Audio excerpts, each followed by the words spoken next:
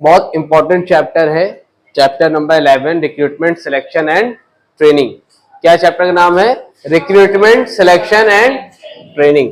ठीक है, 3 पार्ट में चैप्टर है। पहले पार्ट में रिक्रूटमेंट है, सेकेंड पार्ट में सिलेक्शन है, तीसरे पार्ट में ट्रेनिंग है। ठीक है, अगर हम लोग बात करें तो सबसे पहला टॉपिक जो है वो क्या है बेटा? इसमें रिक्रूटमेंट है। क्या है?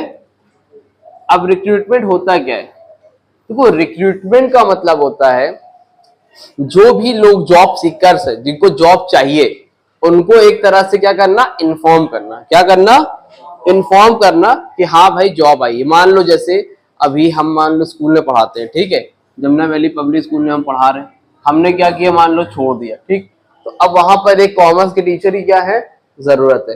तो अब कॉमर्स के टीचर की जब नीड है तो अब पूरे किसी को, सबको पता तो नहीं रहेगा। मान लो इनको पढ़ाना है, किसी को पढ़ाना है, इनकी बहन को पढ़ाना है, उनके भाई को पढ़ाना है, बहुत से टीचर्स हैं, उनको नीड है, पढ़ाना चाहते हैं, लेकिन अब उनको बताएगा कौन?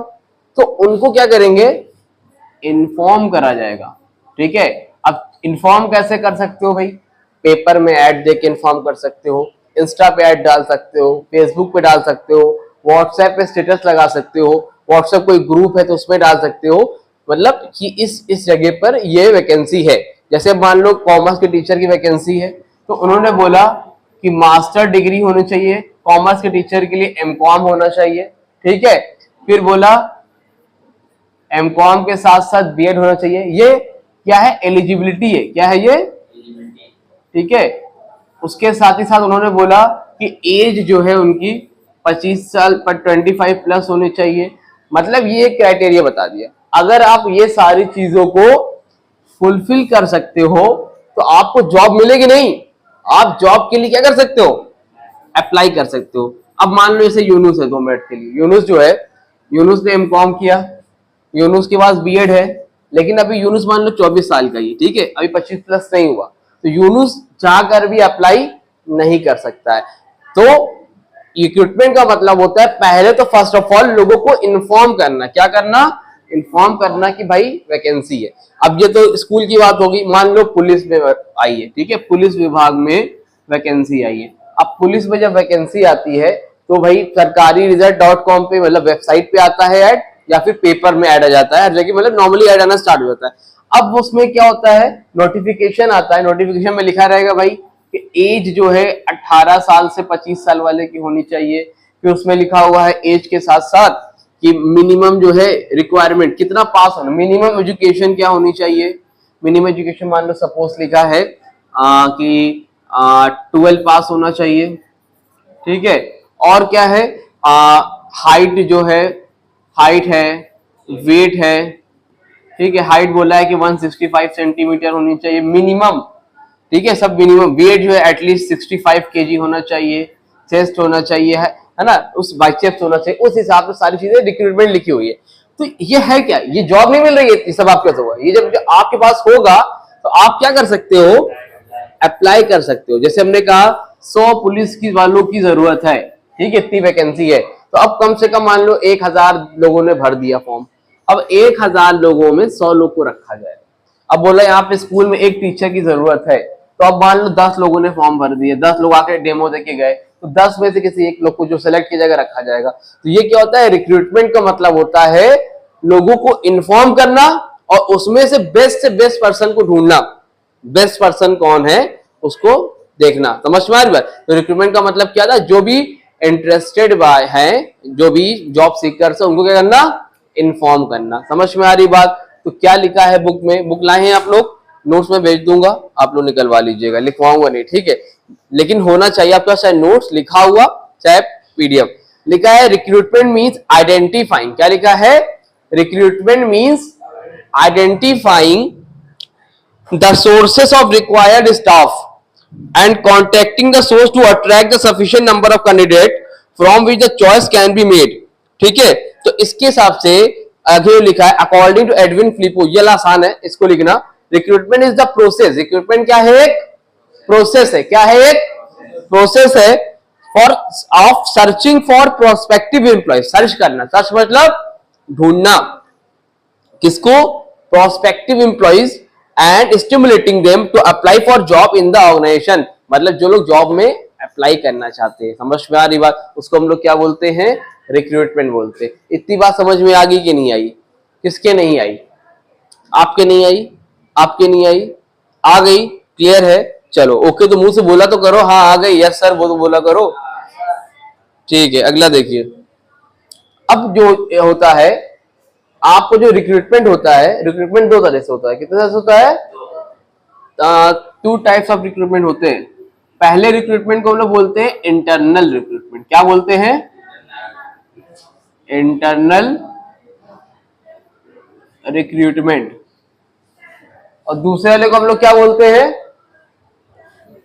External recruitment.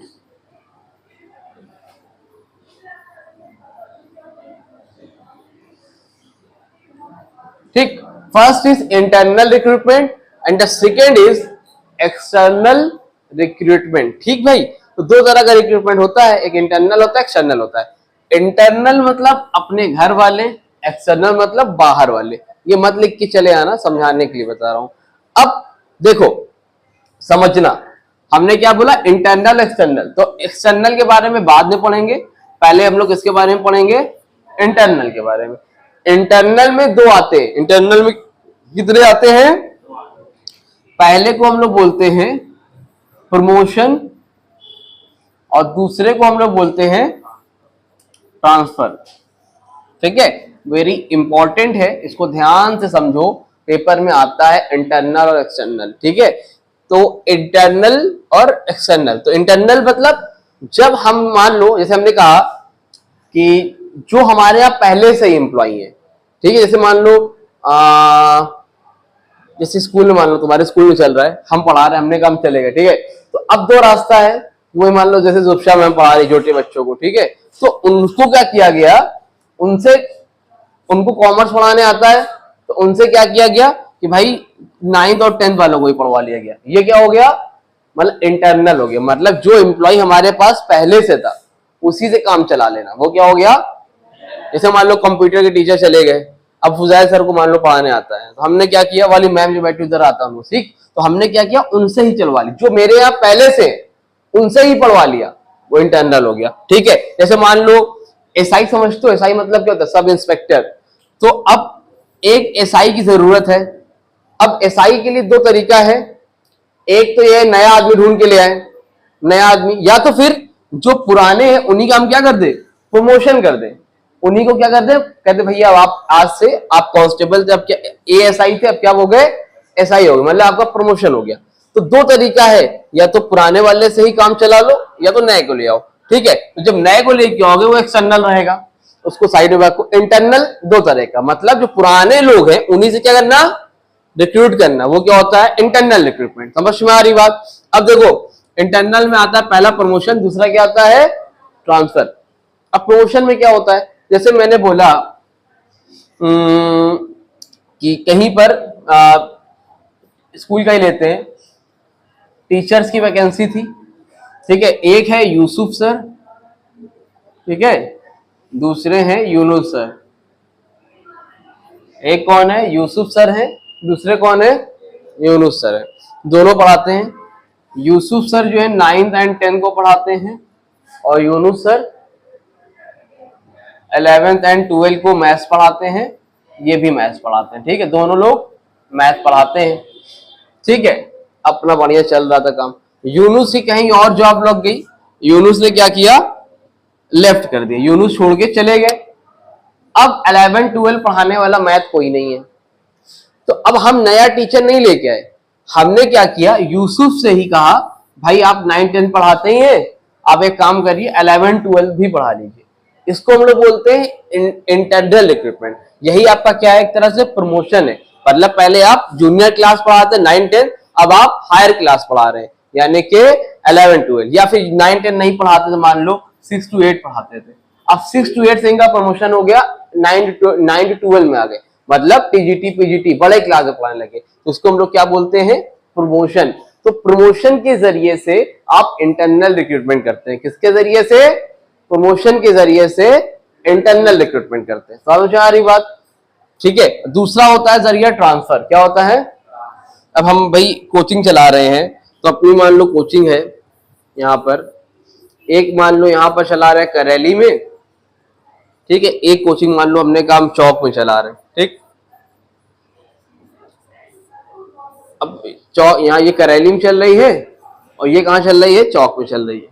अब दिक्कत क्या हुई, यहाँ पे अकाउंट्स का टीचर कहीं चला, अकाउंट्स का टीचर नहीं है, मतलब पढ़ाते थे, इन्होंने लेफ्ट कर दिया। अब मेरे पास रास्ता ये बचता है कि मैं क्या करूं, मेरे पास रास्ता ये बचता है कि या तो नया टीचर लेके आऊं पढ़वाने के लिए अकाउंट का, शरा से बात करूं, भाई शरा आके आप पढ़ा दीजिए, आप अच्छी टीचर है। नहीं तो मेरे पास दूसरा ऑप्शन ये है कि भैया जो ये वाली कोचिंग में पढ़ाते हैं इन्हीं से बात किया, टाइमिंग एडजस्ट किया, या फिर यहाँ पे 2 लोग थे तो इनको यहां से यहां भेज दिया। कहां भेज दिया, करेली वाले से कहां भेज दिया, चौक में भेज दिया। नया आदमी नहीं लेके आए, ट्रांसफर कर दिया, मतलब एक जगह से दूसरी जगह पर भेज दिया, उसको हम लोग क्या बोलते हैं, ट्रांसफर। तो 2 तरीके से आपका क्या होता है, internal recruitment. First is promotion and the second is transfer. और प्रमोशन का मतलब होता है कि तरक्की हो जाना, पहले जूनियर थे सीनियर हो गए, हर जगह बैंक में जॉब करते हो, बैंक में क्लर्क थे मैनेजर हो गए, है ना, तो ग्रुप डी में थे ग्रुप सी में आ गए, अलग अलग, मतलब ये हो गया। दूसरा होता है ट्रांसफर, एक ब्रांच से दूसरे ब्रांच भेज दिए। इलाहाबाद में थे, प्रमोशन होता रहता, वो ट्रांसफर होता है, तुमने सुना होगा यहाँ पे थे, कहीं और ट्रांसफर हो गया, गवर्नमेंट एम्प्लॉय, प्राइवेट का भी होता है। तो अब एक जगह से दूसरी जगह चले गए, तो अब यहां से वहां ट्रांसफर हो जाता है, नए आदमी को लेके नहीं आते। तो ये किस में आता है भाई, इंटरनल रिक्रूटमेंट में आता है। इतनी बात आप लोगों को समझ में आ गई कि नहीं है, जल्दी बताइए, आ गई, ठीक है। चलो को अब एक सेकेंड बताते हैं, आगे चलते हैं, आगे बात करते हैं, ध्यान से सुनो और समझो।